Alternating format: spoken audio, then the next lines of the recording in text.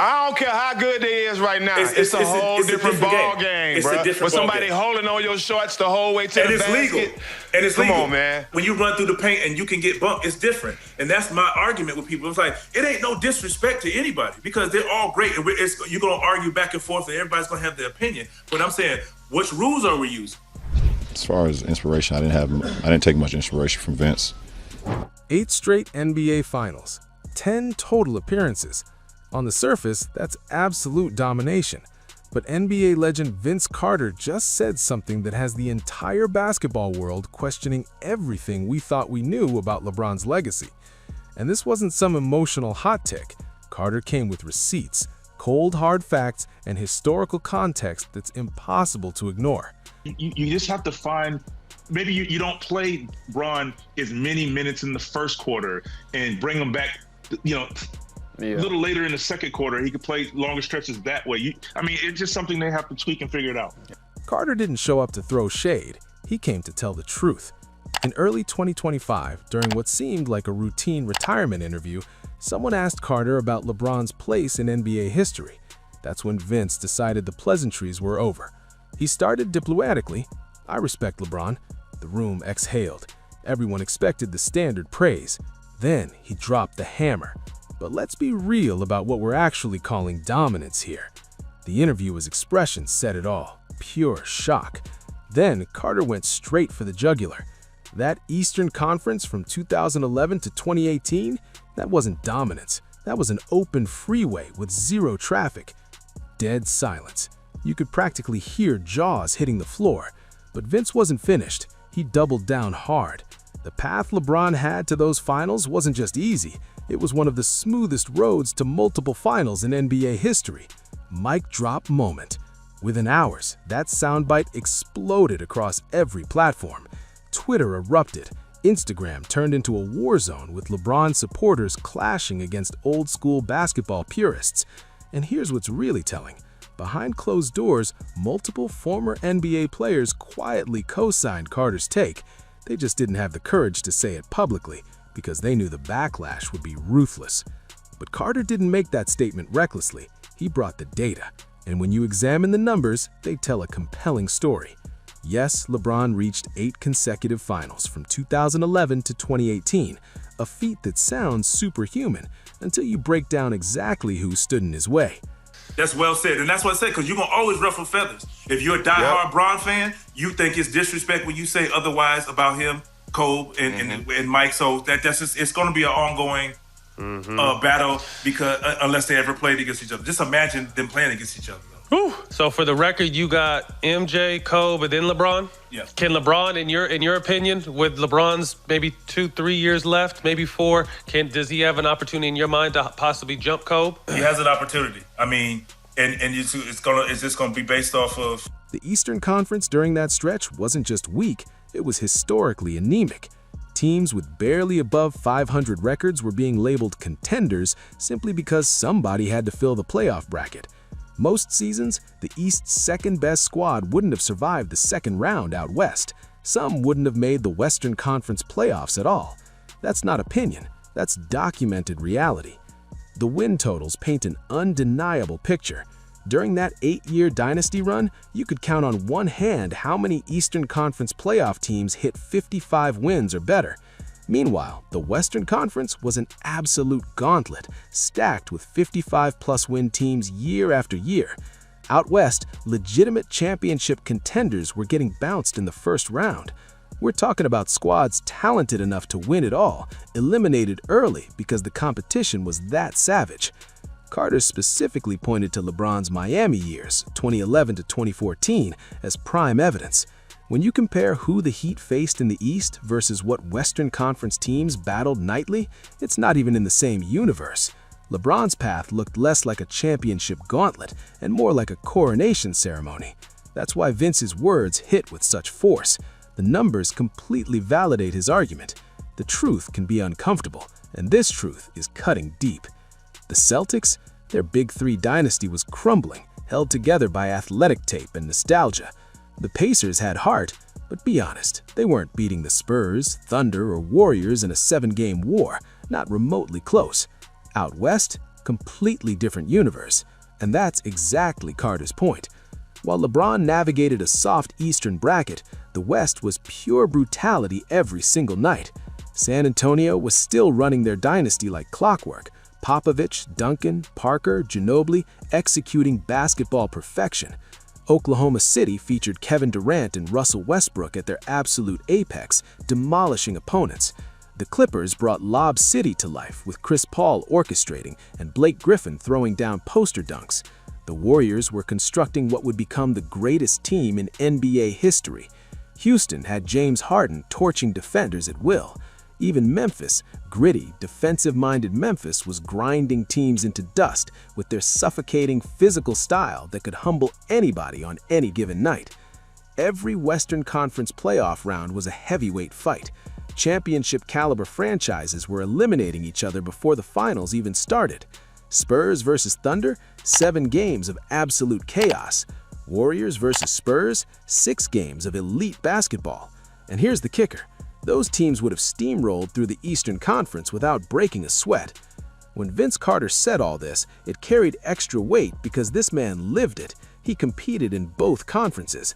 He didn't speculate about the difference. He experienced it in his joints, his lungs, his body, every single game. I want to get your take on LeBron because you've played against him since he was a young pup. What's the biggest difference of him then and now in terms of how he just keeps getting better? Dedication. He has goals in mind, what he wants to accomplish, and it's clear that he wants to be the greatest. You know, when he's saying, you know, I want to play so many years, like I'm saying, I want to play as long as I can. He wants to be the greatest. Michael Jordan, Kobe Bryant, those are the people that we throw around. He wants to be there. So I think now... Carter described moving from east to west as jumping from recreational ball to combat mode. The pace, the physicality, the talent level, everything intensified tenfold. Western Conference road trips were grueling marathons. One night you're in San Antonio facing tactical perfection, the next you're in Portland against hungry young talent. Then you're flying to LA to battle Lob City. After that, you're in Phoenix getting outrun. Every city, every arena, a legitimate contender was waiting to test you. Now, contrast that with LeBron's Eastern path. You'd face Miami or Cleveland, sure, but after that, the Pacers, the Hawks, maybe the pre-championship Raptors, all respectable teams, but none genuinely built for championship warfare. Out west, you were fighting for survival. Out east, you were trying not to get swept. Carter didn't sugarcoat it. The West was where championships were actually won. The finals? Most years, that was just a formality. That statement sent shockwaves because everyone knew it was true. By the time the finals arrived, the real battles had already been waged out west. Then there's LeBron's roster situation, which complicates the underdog narrative even further. In 2011, LeBron didn't just join Miami, he architected a super team.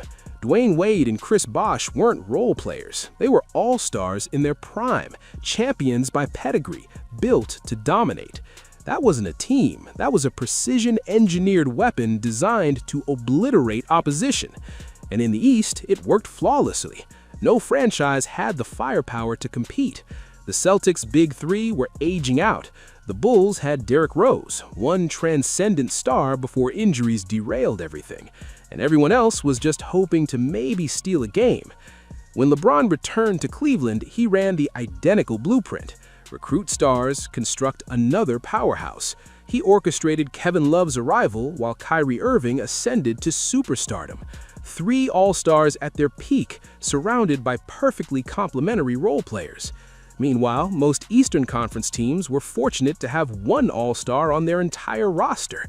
The competitive balance was tilted from day one. Out west, entirely different story. The Spurs didn't need a super team, they had a system. Pure, disciplined, fundamental basketball that could dissect you without a single ego involved. The Warriors didn't purchase their greatness, they developed it organically, cultivating Steph Curry, Klay Thompson, and Draymond Green into lethal weapons. That's why Carter's critique resonates so powerfully. It's not rooted in jealousy or animosity, it's grounded in experience and objective truth. The East was LeBron's playground. The West was the proving ground. The Thunder didn't buy championships. They drafted and developed their core. They grew together, absorbed defeats, learned and evolved as a unit. Those Western Conference teams battled each other every season on equal footing. No shortcuts, no manufactured advantages, just balanced, ruthless competition where nobody had an unfair edge. Vince Carter didn't mince words. The LeBron stacked the deck in a weak conference. That's not dominance, that's strategy. Smart? Absolutely. Legendary? Possibly. But fair to compare with what Western teams endured nightly? Not even close. This is where the conversation gets uncomfortable, especially for LeBron's devoted fan base. Carter posed the question that reframes the entire debate. What if LeBron had spent his prime years in the Western Conference? Would he still have reached 10 finals? Would he still have made 8 straight? Carter didn't think so. And when you map out those hypothetical matchups, it's difficult to argue otherwise. Imagine this scenario.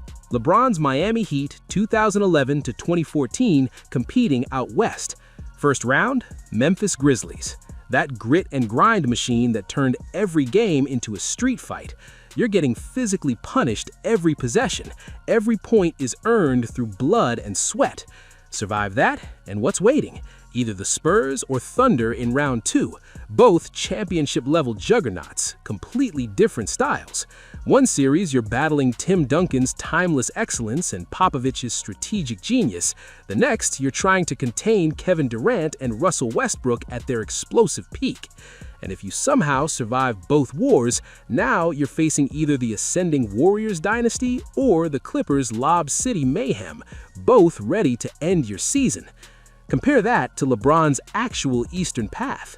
First rounds against the Charlotte Bobcats, pre-Giannis Milwaukee Bucks, or that early Brooklyn Nets team that scared nobody. Then maybe the Pacers or Derrick Rose's Bulls before injuries destroyed that squad. By the conference finals, you were typically facing the Hawks or Raptors, solid franchises but nowhere near championship ready. Everyone watching understood the reality. Those teams were hoping to stay competitive, not genuinely challenging for the title. Then, history provided the real-world test case. When LeBron finally moved west to join the Lakers, what happened? Year 1, no finals. Didn't even make the playoffs. After 8 consecutive finals in the East, he goes west and can't crack the postseason. That result alone validates everything Carter was explaining. The competition wasn't just tougher, it was fundamentally different. It was survival basketball. When Carter's comments hit the internet, the reaction was instant pandemonium. LeBron's massive fan base flooded social media like a tidal wave. The quote went nuclear, debates turned toxic, and personal attacks started flying. The default defense became, Vince is just bitter because he never won a ring. But that was pure deflection, noise designed to avoid the actual conversation. As the full context spread, though, things shifted rapidly. People started genuinely listening. Analysts who covered the Jordan and Kobe eras began speaking up, and suddenly the conversation divided the basketball world into 2 distinct camps. On one side, younger fans who grew up watching LeBron dominate, unable to accept that maybe his path wasn't as treacherous as they believed. On the other, old-school fans who watched Jordan tear through stacked conferences and saw Kobe survive those Western Conference bloodbaths every postseason. They were nodding in agreement with everything Carter said because it aligned with what they'd witnessed for years. Eventually, even current players showed quiet support. They didn't have to explicitly endorse Carter's take. You could tell by the tweets they liked, the cryptic interview comments they dropped. Everyone understood the subtext. One veteran even told a reporter anonymously, "It's crazy that we can't even discuss this without people losing their minds. Vince is right and everyone in the league knows it, but nobody wants to say it publicly because the LeBron brand is too massive to challenge." That quote ignited the internet because deep down, people recognized its truth. Questioning context isn't hate, it's honest analysis, and that's exactly what everyone's been avoiding. The question nobody wants to confront directly: does this change how we evaluate LeBron's legacy? That's where the conversation goes silent. Because if you accept Carter's argument, if you genuinely examine what he's saying, you have to reconsider everything. 10 finals sounds like a basketball fairy tale when you say it quickly. In one sense, absolutely, it's legendary. But when 8 of those came through a conference that couldn't compete with the West on any meaningful level, the narrative shifts. This isn't about diminishing LeBron's greatness. It's about telling the complete, honest story. So now, the floor is yours. What do you think? Does Carter have a legitimate point, or are the rings and finals appearances enough to cement LeBron's legacy? Drop your thoughts in the comments and let's have an honest conversation.